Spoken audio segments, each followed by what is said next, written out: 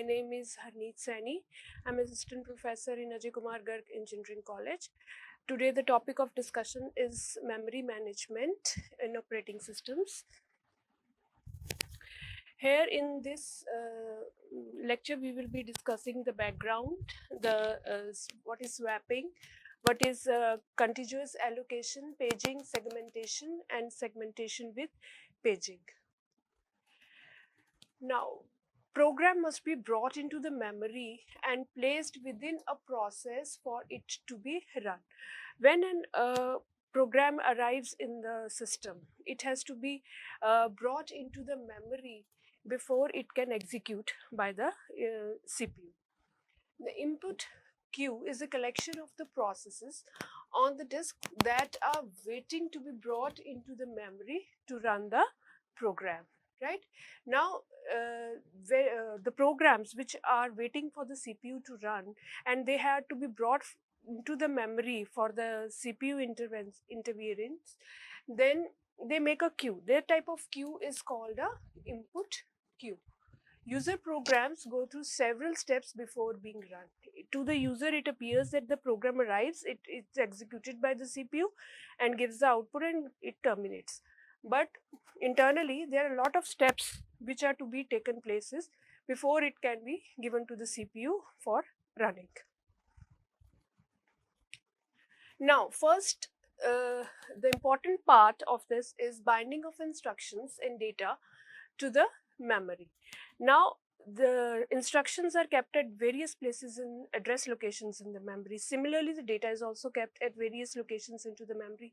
Now, when a program has to be executed, all these things are to be binded together so that when a program executes, it should able to access these instructions and the data which is kept into the memory. Right now, address binding of instructions and data to the memory addresses can happen in 3 different stages. It can happen in compile time, load time, or execution time. Right, in compile time, if the memory location is known a priori, absolute code can be generated and we must recompile the code if starting location changes. Right, it can happen in the compile time only, but here the prior information should be there about the address of the memory location. Now, at the load time, must generate a relocatable code if the memory location is not known at the compile time. Right now, when we are not able to have the prior information about the memory location, then the binding can be done at the load time also. And the third method is at the execution time. Binding delayed until runtime if the process can be moved during its execution from one memory segment to another. Need hardware support for address maps, for example, base and limit registers. Now see here, multi-step processing of a user program, right? First, a program arrives, then it is given to the compiler or the assembler, and this the time it spends here is called the compile time. Then there are various modules, it been divided into modules. Then the linkage editor runs, which links it to the various memory locations where the data and the other things necessary for its execution are kept. Then after linkage, the whole module is loaded together. Then the loader comes from the system library where the libraries are installed, so that the whatever the instructions are there in the module is being understood by the system. And then dynamic in memory binary memory image, and then the dynamic linking takes place. Dynamically loaded system libraries are also linked here. This is these 3 processes are going to constitute the load time, and here it is the execution time where actually the program is executed by the CPU. Now, logical versus physical address space. The concept of the logical address space that is bound to a separate physical address space is central to proper memory management. First is the logical address. It is generated by the CPU and also referred to as virtual address. Physical address is the address seen by the memory unit, right? Physical address is not known by the CPU. It has to be mapped to that physical address, and then we can access that particular address. Logical and physical addresses are the same in compile time and load time address binding schemes. Logical and physical addresses differ in execution time address. Now, the memory management unit, hardware device that maps virtual to physical address, is called the memory management unit. Now, the address that the CPU has generated, it is not understood by the memory locations and which space is there. It has to be mapped to that memory. Because the CPU generates that address, is the address space is smaller and the physical address space is much larger than the logical address space. Then the mapping has to be done between them so that the programs are saved in the physical memory and are being accessed or brought into the logical memory for execution, right? So this thing has to be done by some hardware unit that is called the MMU or memory management unit. In memory management unit scheme, the value in the relocation register is added to every address generated by a user process at the time it is sent to the memory. The user program deals with logical addresses. It never sees the real physical addresses. Now, see here, this is the diagrammatic view. Here is the CPU. It generates one address, that is 346, and the value in the relocation register is 14,000. This value is added and we get the physical address. There's some or other formula is there which is applied to the logical address and the physical address is generated. Now, what is dynamic loading? Routine is not loaded until it is called. As we discussed earlier, the logical space is much smaller than the physical space. If we are running some program and bringing all the parts of the program at once, then the whole memory will be blocked. So the concept of dynamic loading is introduced, where we'll not load the whole program or all the routines of the program at one time only, but when it is required by the CPU, then we will bring it from the physical memory to the logical memory and then it will execute. This is called dynamic loading. If it is required, then only bring, otherwise there is no need to occupy the space. Now, for this, better memory space utilization happens and unused routine is never loaded. So some parts of the program are not required for the whole life cycle. Then it is no need to bring them into the memory, right? Useful when large amounts of codes are needed to handle infrequently occurring cases. When the program size is very large and the lines of code is very large, then this type of dynamic loading is very effective in that type of situations.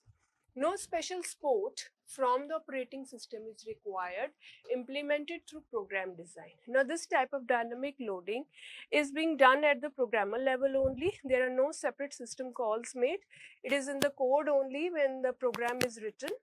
And then the code only brings the program routines from the physical memory, and some of the routines are sent back to the physical memory also through this.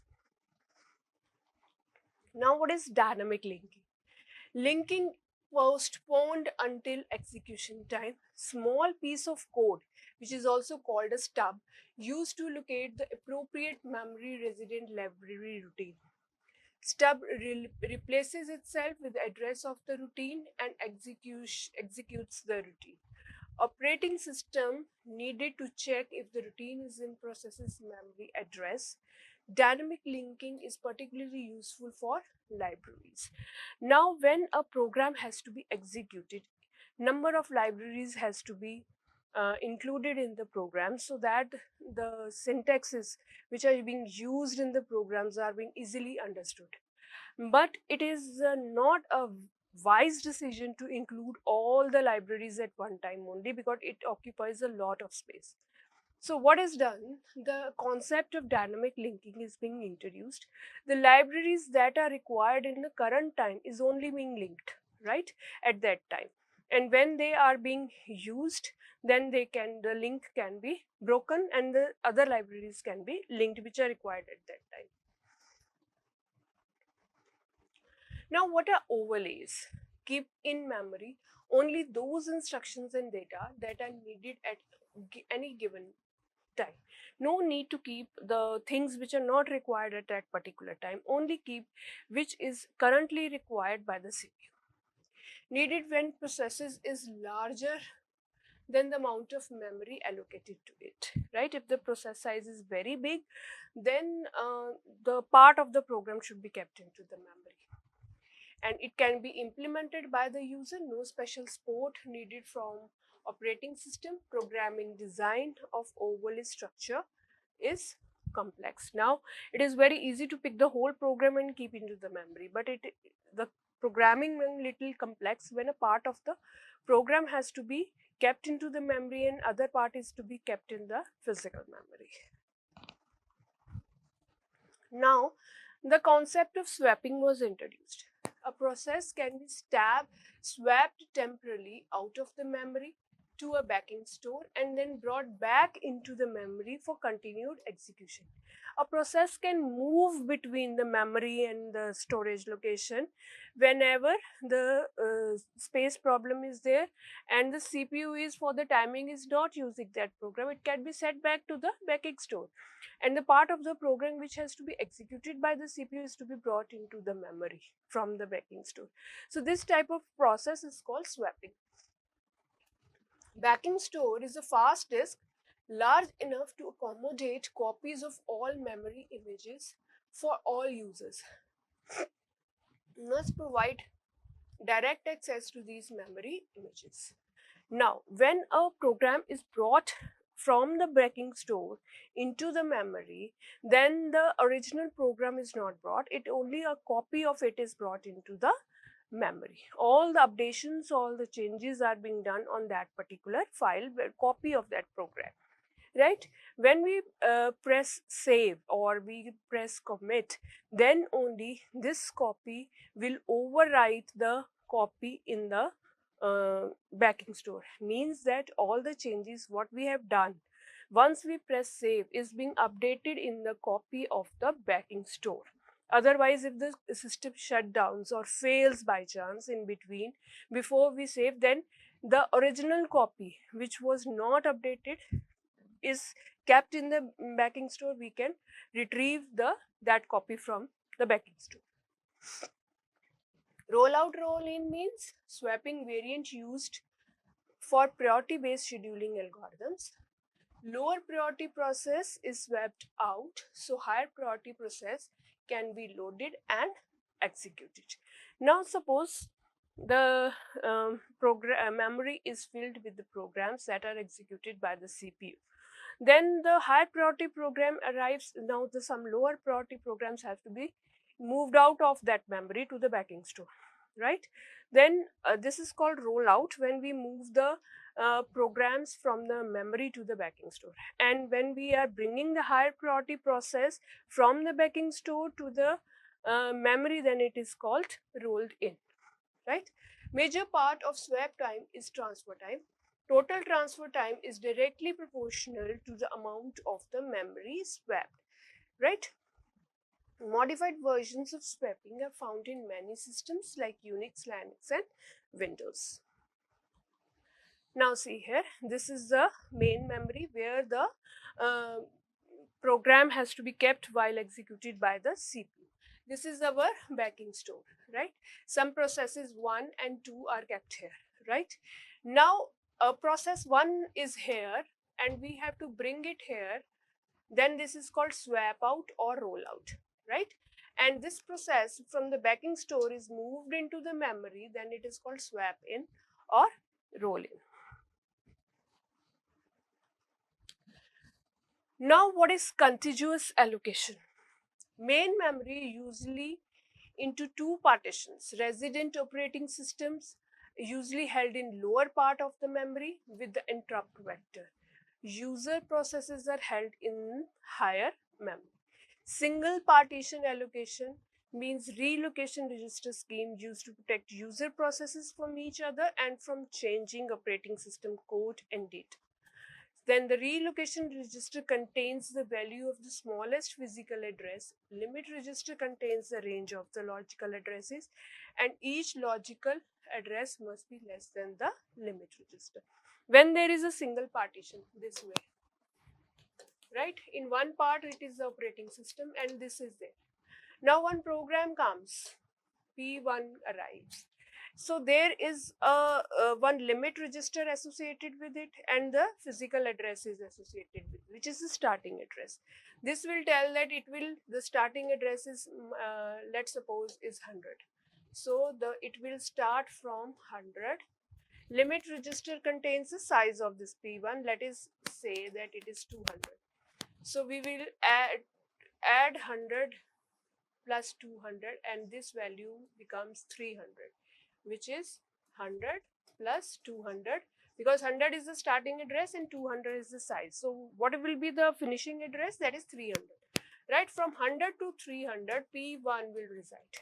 This way operating system will keep the record of all the processes that are being kept in the memory in case of single partition allocation. Now see here, a CPU will generate one logical address. It will see that it is less than the limit register. Limit register is the size. Is that size which is available is less than that? If it is okay, then it add the relocation register and make the physical address and it will be mapped. And if the space occupied by the program is more than the available space, then it will give an error for that, right?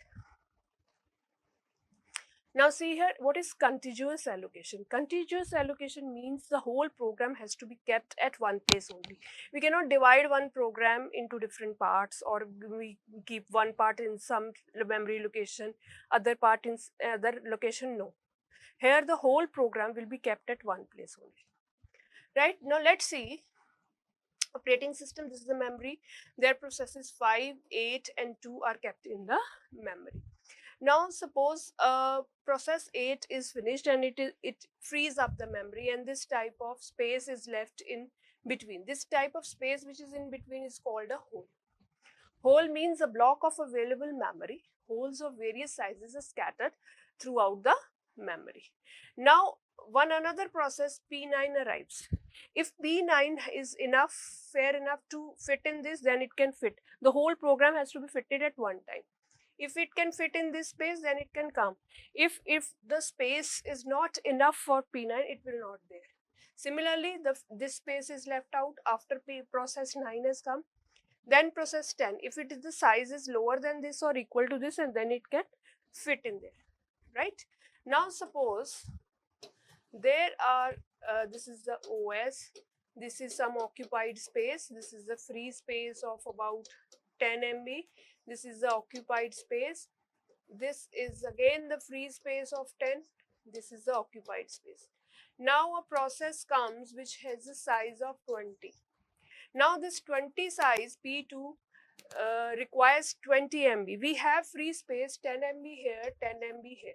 But we cannot fit this into this because it is not contiguous. Means we cannot fit the whole process at one place. We have the space, but it is scattered. It is not contiguous. So this space is useless for us because we are not able to fit the process P2 in that. Now dynamic storage allocation problem. How to satisfy a request size n from a list of free holes. Right, now this is the part of the contiguous allocation. The various algorithms are first fit, best fit and worst fit. Now the first fit algorithm says that whatever hole which fits first the process, we fit the process in that particular hole. Like suppose this is the memory This is the occupied one, this is free, this is occupied one, this is free, occupied, and this is free, suppose. Now a process comes here, P1, right? Its size is 10, and this space is of 5, this space is of 10, this space is of 15, right? In the first fit, this process will be fitted here, because this is the first hole. When we scan the memory from this side, this is the first hole where we can fit P1, right? So P1 will be fitted in this space. Best fit means allocate the smallest hole that is being enough, must search entire list until the order by size. Now in the best fit, we have to search for the smallest hole in which it can be fitted. Now suppose here it is 15 and here it is 10, right? And if it is the first fit, then it is to be fitted here only, because this is the first hole we received where we can fit that process P1. But in best fit, we have to see the smallest hole first. This is the smallest hole, 5, but 5 cannot fit 10 size P1. So we have to leave this. Then this another hole which is just higher than the smallest hole, that is 10. Then the P1 will go here in best fit. Right? This is the smallest hole which can accommodate P1. Now worst fit says find out the biggest hole in which we can fit that problem. Now the biggest hole is 15, so we will fit without checking the other memory locations. We will fit P1 here in worst fit, right? First fit and best fit better than worst fit in terms of speed and storage utilization. Now fragmentation. Total memory space exists to satisfy a request, but it is not contiguous, like we discussed earlier. Here, this is the memory, this is the occupied space, this is the free space of 10 MB, this is occupied, and this is free space of 10 again, this is occupied. Now a job arrives of size 15, right? We have free space of 20 and 20, but 15 can fit in 20, but we are not able to use this because it is non-contiguous. This type of wastage of space is called external fragmentation, right? External fragmentation. Now in internal fragmentation, what happens? Like we did it in that, the holes which are fixed. This is internal fragmentation, basically happens in the fixed size allocation. Now there are blocks here. See, this is the 10 size block, this is the 20 size block. Suppose a job arrives of 15K. We can fit in this one, we can fit in this here 15K. This space, that is 5K, is left. This is the wastage. We cannot allot it into to the other processes even if the 5K process is dropped, because that whole, that particular partition is been allocated to process P1 now. This wastage of 5K is called internal fragmentation. Reduce external fragmentation by compaction. Now the solution for this is, so what we do is, or bring all the occupied space down and bring all the free space above, right? This swap it down and this swap it up, right? And the whole free space will be together, that is called compaction. You can use that particular free space. Now shuffle the contents to place all the free memory together in one large block. Compaction is possible only if relocation is dynamic. Latch job in memory while it is involved in input output. Do input output only into OS buffers. Thank you very much.